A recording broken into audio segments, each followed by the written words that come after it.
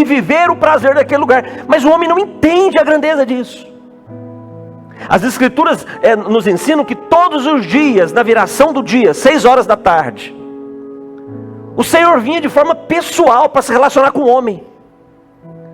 Não era uma ideia, não era um pensamento, não era uma influência, não era o Espírito Santo se movendo, não. O próprio Senhor, Criador de todas as coisas, ele vinha no Jardim do Éden para se relacionar com o homem. Todos os dias. A Bíblia não fala por quanto tempo isso durou. A Bíblia não fala quanto tempo foi isso. Só que o homem não entendeu a grandeza do que isso significava. Assim como a igreja não tem entendido a grandeza de tudo que está proposto para ela.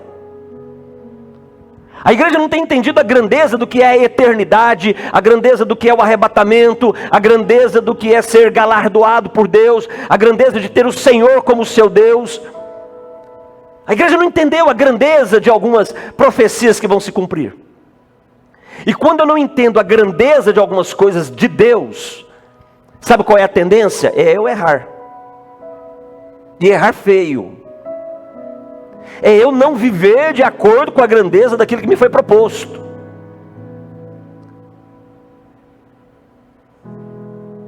Queridos, Deus deu uma palavra para Adão e Eva. E quando nós falamos de Adão e Eva, quando nós falamos do homem e da mulher no Éden, entenda, um casal sem retoques. Nós estamos falando de um homem e de uma mulher que não sabiam o que era pecado.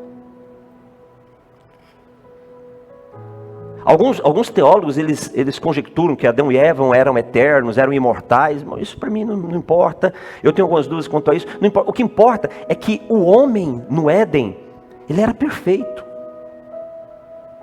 Mas perfeito a tal ponto que o Senhor podia estar diante dele assim, face a face. Sem que o homem perdesse a sua vida. A glória de Deus diante de Adão, diante de Eva, não os consumia. A glória de Deus diante do homem no Éden fortalecia o homem, abençoava o homem. Mas eles não entenderam a grandeza disso. E Deus disse para Adão e Eva: olha gente, tudo que está aqui foi feito para vocês, aproveitem de tudo que está aqui. Mas eu só quero pedir uma coisa, porque é assim a vida do homem com Deus. E quando nós entendemos sobre a questão do homem no Éden, nós entendemos a questão da graça. Eu preciso saber que a minha relação com Deus sempre vai ter uma reticência, sempre vai ter um mas. O meu relacionamento com Deus não é um relacionamento onde tudo eu posso. Não é assim. O meu relacionamento com Deus sempre vai ser condicionado. E por que é condicionado? Porque é uma prova, uma maneira de provar o meu coração. É uma forma de revelar de fato onde está o meu coração, de revelar de fato o nível da minha aliança, o nível do meu comprometimento. Relacionamento com Deus sempre foi condicionado, mesmo com Adão e Eva no Éden, sendo perfeitos. A questão do condicionamento do relacionamento de Deus com o homem não é por causa do pecado só, não, porque esse é um valor para dizer para mim, para dizer para você, para dizer para Deus o quanto que nós estamos juntos nesse negócio. Quando Deus coloca o homem no Éden, diz: olha, tudo é livre, estou com vocês, só que tem um detalhe, tem algo que vocês não devem fazer. Vocês não podem se nutrir de uma árvore que tem nesse jardim. Mas de todas as outras árvores vocês podem se alimentar. Mas da árvore do conhecimento do bem e do mal vocês não podem se alimentar. Foi a única coisa que Deus disse para eles.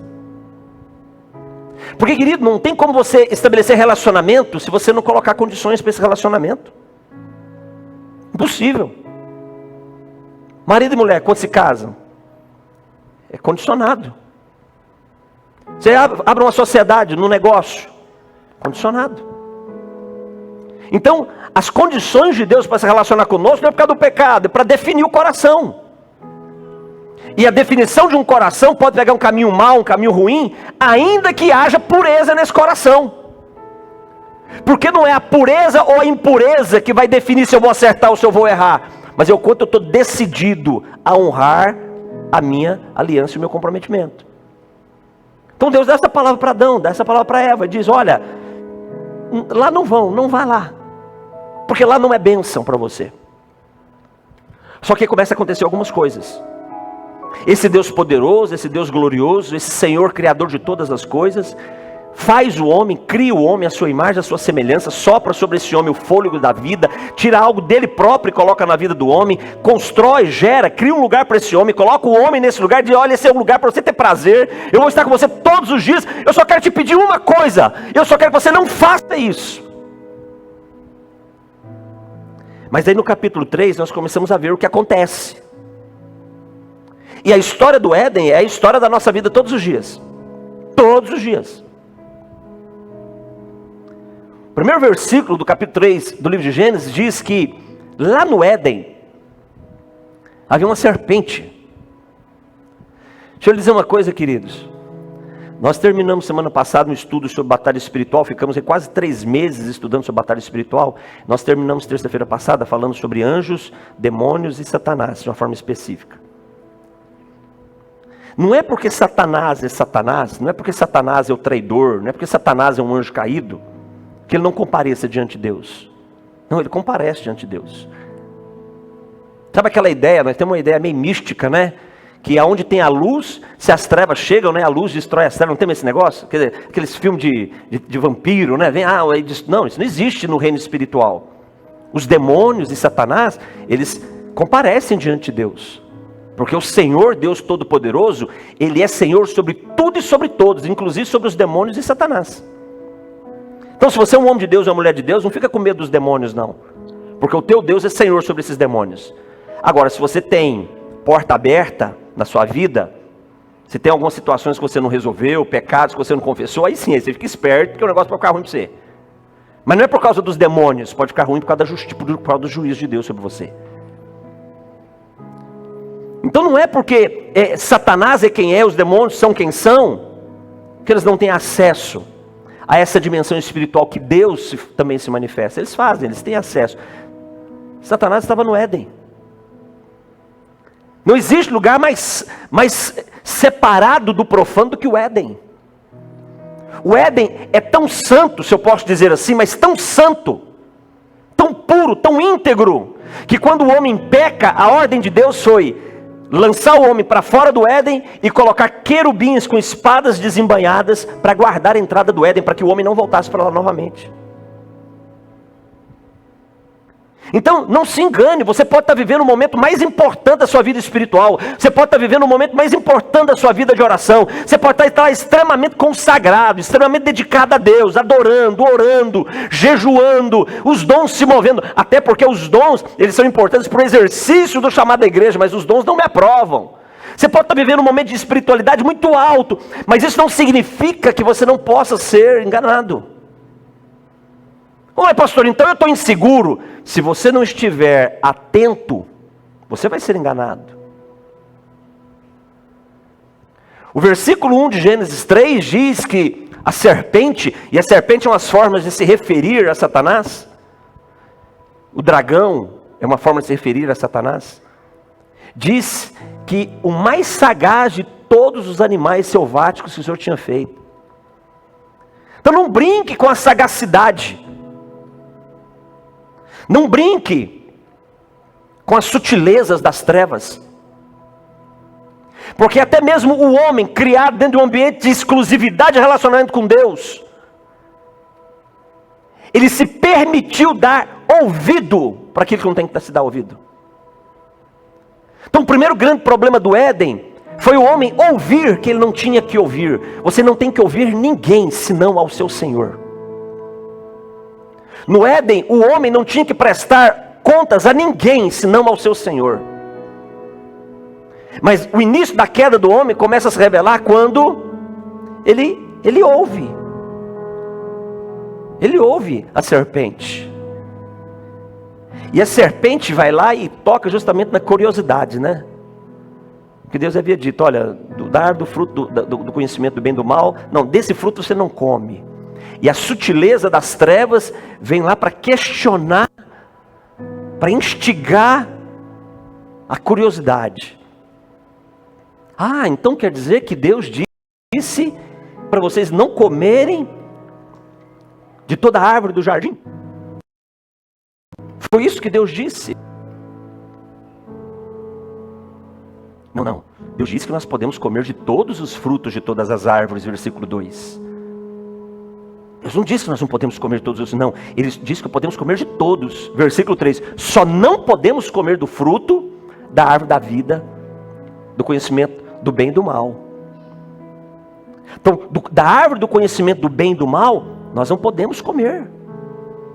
Porque ele diz que o dia que nós comermos, tocarmos nesse fruto, nós vamos morrer. Foi o que Deus disse. Então, queridos, o nosso problema não é falta de conhecimento. Nosso problema é falta de um caráter comprometido em relação a verdades que nós ouvimos. Todo esse tempo que eu sou pastor, o que eu mais ouço é: pastor, eu não tenho força, pastor, eu sou fraco. Não é que não tem força, não é que é fraco. Não tem força e é fraco, porque não tem caráter com aquilo que você deve se comprometer. Porque tudo que tem valor vai ser muito exigente mesmo. E aí vem algo sutil, vem algo sagaz, tentando seduzir a tua vontade, os teus desejos. Mas aí a serpente então responde para a mulher, responde aquilo que ela precisava ouvir, aquilo que a alma dela ia ter prazer em ouvir. E qual foi a fala da serpente? Certamente você não vai morrer. Ele disse que você iria morrer? Não, você não vai morrer. Deixa eu te dizer uma coisa, queridos. Não duvide de uma palavra de Deus. Aquilo que Deus disse, Ele vai fazer. Ele vai fazer. Não pense numa misericórdia que exceda a justiça de Deus, porque ela não existe. A misericórdia de Deus, ela vai até a justiça de Deus. Não existe uma misericórdia que quebra o padrão da justiça de Deus. E a justiça de Deus só se manifesta por causa do juízo de Deus. A alma que pecar, não tem como, ela vai morrer, não vai ter segunda chance, não vai ter um olhar amoroso. Não, Ele é justo juiz, Ele vai cumprir a sua palavra. Não pensa, não se engane. O lago de fogo, irmãos, ele existe. Talvez você tenha se preocupado durante muito tempo com o inferno, não é?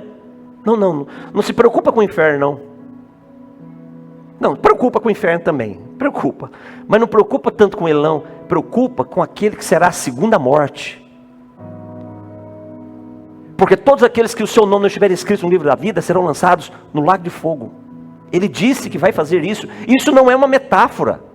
Tem alguns aí dizendo que isso é alegoria. Essa fala de Apocalipse é uma alegoria, sabe? É uma figura de linguagem. Não. Isso é real, é textual, é literal. É um lugar onde vai haver choro e ranger de dentes para sempre.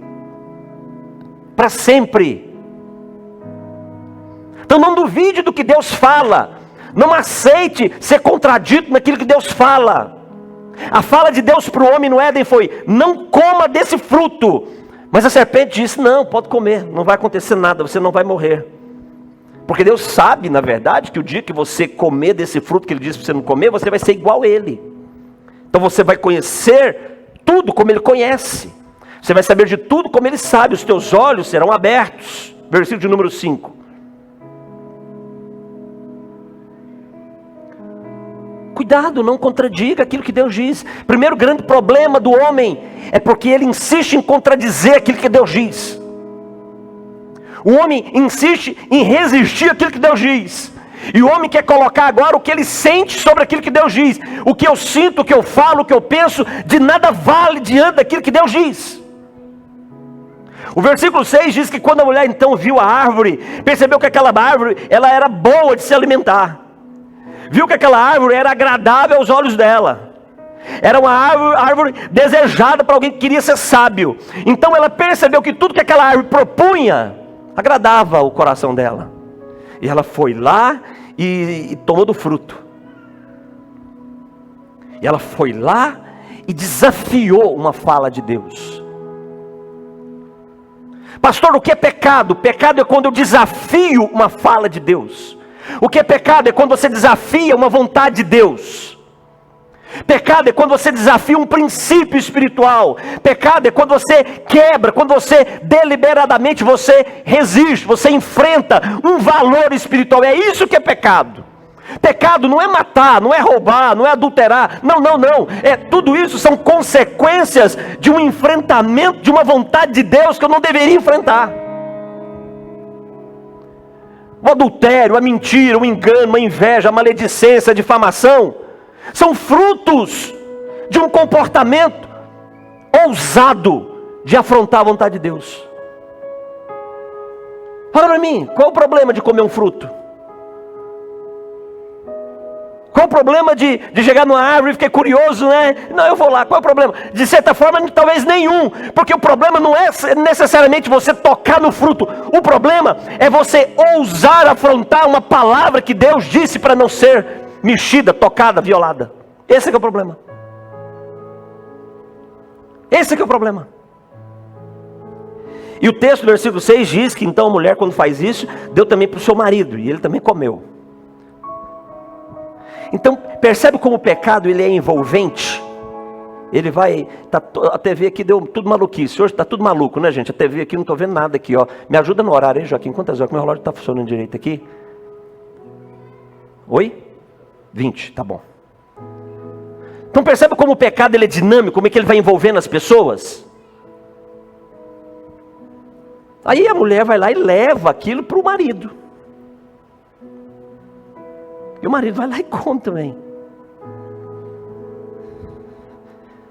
Como é que o pecado ele vai criando laços, ele vai criando, vai construindo laços, vai criando raízes. Você já percebeu como o pecado é assim? Ele vai enraizando, e a gente não vê, porque é tudo escondido.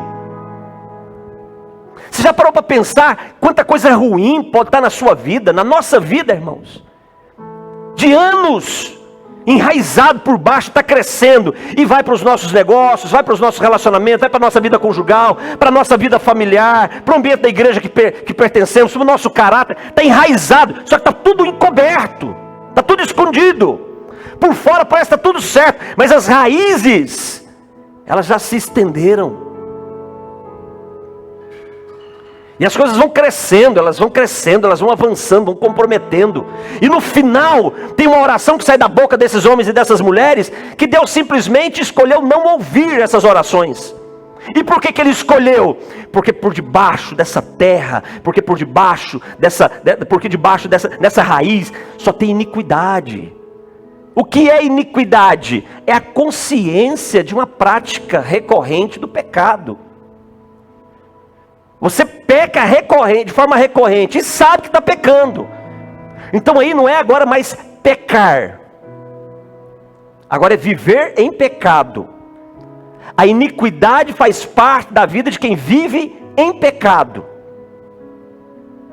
Então agora não é um acidente mais, não é um erro de percurso. Porque a serpente foi lá e seduziu Eva. Eu fico, cara, chega meu marido, né? Vou falar para ele que eu pisei na bola, lasquei com tudo. Vou falar para ele, ó, eu errei. O Senhor falou, não, mas ela não faz isso. Ela vai lá e envolve. Sabe o que é isso? Isso é iniquidade. A iniquidade se constrói na vida de um homem e de uma mulher quando ele sabe que aquilo que ele está fazendo, aquilo que ele está falando, a forma que ele está se comportando, ele sabe que é errado, ele sabe. Ele não é enganado. O homem de Deus e a mulher de Deus, ele não é enganado. Ele sabe que ele está escolhendo contra uma vontade de Deus. Ele sabe.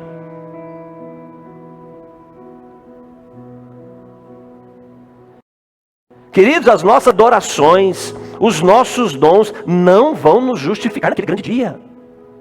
Mas o que vai valer naquele grande dia é se as minhas vestes estão limpas, brancas, alvas como a neve. E só tem uma forma das minhas vestes estarem alvas como a neve: é se a minha vida estiver lavada, justificada e santificada em nome de Jesus, pelo sangue de Jesus, pela palavra de Jesus, pelo poder do Espírito Santo governando a minha vida.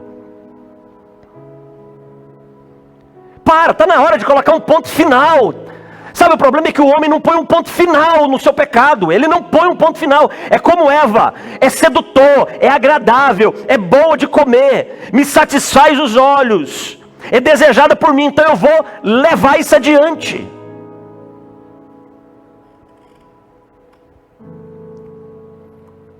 Versículo 7 diz que quando eles então comem do fruto, o texto diz que os olhos deles foram abertos. O que significa? Eles estavam abertos e eles viram que eles estavam nus. O que significa isso? Eles começaram a ver agora de um jeito que eles não podiam ver.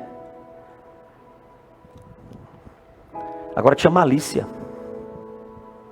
Agora tinha vergonha. A nudez do homem no Éden era santa. O homem nu e a mulher nu, esse status deles era algo que glorificava a Deus, era santo. Mas agora, eles conseguiram ver que estarem nus não era bom.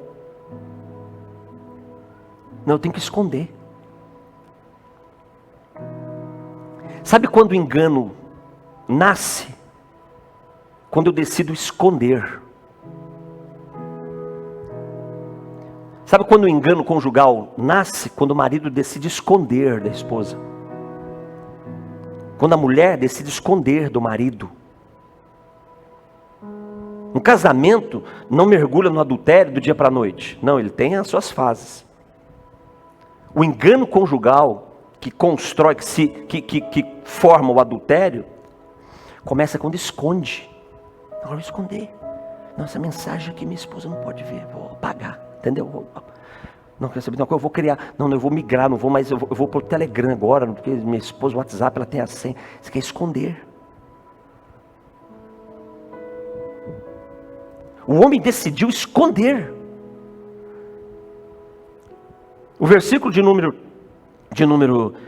8 diz que eles se esconderam de que eles não deveriam se esconder. Que era do Senhor. Então, quando eles ouviram a voz do Senhor, percebe, queridos, nesse texto, quando eles ouviram a voz do Senhor Deus, que andava no jardim pela viração do dia, Deus estava lá. Onde é que Deus estava? Deus estava lá. Só que o homem já havia pecado, sim ou não? O homem já havia pecado, e Deus estava lá. Então deixa eu dizer uma coisa, olhando para esse texto, o meu pecado não separa Deus de mim. Deus estava lá. Só que eles fizeram uma escolha. Eles fugiram da presença de Deus. O meu pecado não separa Deus de mim, mas o meu pecado me faz tomar uma decisão. Eu fugir da presença dEle. Esse é o grande problema. Então eles ouviram a voz do Senhor. E porque eles estavam nus, eles fugiram da presença do Senhor. Porque agora eles começaram a tomar o controle da sua vida. E aqui eu já encerro a primeira parte da nossa fala de hoje. E aqui acontece a maior tragédia do ser humano. Aqui, o homem então, ele é arrancado da presença de Deus. Deus não foi simplesmente assim, vocês erraram. Não, o Senhor, ele veio falar com eles. O versículo 9 diz que o Senhor em Deus chama Adão, chama Eva e pergunta onde vocês estão. Claro, é uma pergunta de retórica. Porque o Senhor sabia onde eles estavam. O Senhor é Deus. Onde é que vocês estavam? O que vocês estão fazendo? O que aconteceu? Aí o homem diz para o Senhor, Senhor, nós ouvimos a tua voz no jardim, nós tivemos medo, porque nós estávamos nus, então nós nos escondemos. E a pergunta de Deus para eles é, quem te contou que você estava nu? Quem te ensinou? Quem foi que despertou isso dentro de você? Por que nasceu isso em você? E a partir daqui então, começa a sentença de julgamento por causa do pecado sobre a vida do homem e da mulher. Então, queridos, a história do pecado nasce aqui. Nasce aqui. O homem é lançado para fora do jardim do Éden, passa agora a ter uma vida comum. E aqui que começa a história da perda do homem em relação a tudo que ele possuía da parte de Deus.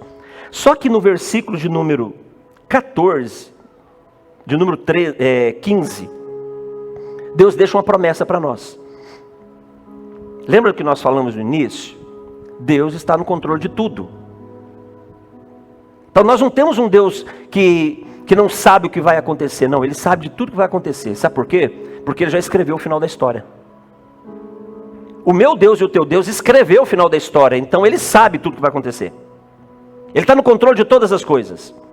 A onisciência de Deus, que é o conhecimento real e possível de todas as coisas, está nas mãos dEle. Então, os planos de Deus não podem ser frustrados. Jó capítulo 42, Jó declara isso. Então o Senhor, Ele tinha um propósito. Qual é o propósito? Eu vou criar um homem, a minha imagem e a minha semelhança, para serem meus filhos. No caminho, não é que deu errado. Não vamos pensar que deu errado, porque quando nós pensamos que deu errado, parece que alguém perdeu o controle, né? Tudo sempre esteve no controle, porque aqui agora apura. Deixa eu te dizer uma coisa, queridos. Adão jamais poderia adorar o Senhor como eu e você podemos adorar o Senhor. Você já parou para pensar nisso? Jamais. Adão no Éden, sem experimentar o que ele experimentou, jamais poderia dar uma adoração a Deus como eu e você podemos. Porque Adão, de certa forma, nunca experimentou a extremidade, ou seja, o mais alto nível de exigência da capacidade de Deus amar. Adão não experimentou. Porque todo o bem que Deus fez para Adão, ele olhava para si mesmo, o que ele podia dizer? Não, eu mereço, eu sou uma bênção, eu sou o Adão, eu sou o camarada que deu nome para tudo que tem aqui. Está vendo a girafa? Foi eu que dei nome para ela de girafa. Quem mais poderia ter essa sabedoria? Está vendo ali o hipopótamo? Parece o nome. Fui eu que dei nome para esse bicho esquisito de hipopótamo, fui eu que dei nome. Olhe para as plantas. Foi Adão que deu nome para todos os animais, foi Adão que deu nome para todas as plantas, para todos os seres vivos, foi ele que deu o nome. Então, Adão, quando ele olhava tudo que ele possuía, ele podia dizer, não, é porque eu sou bom. Deus amava Adão muito, mas, queridos, Adão não tinha essa condição de adorar a Deus pelo amor que ele recebia de Deus, como eu e você temos. Sabe por quê? Porque nós sabemos, diferentemente de Adão, que tudo que nós temos de Deus, nós não merecemos nada do que recebemos dele.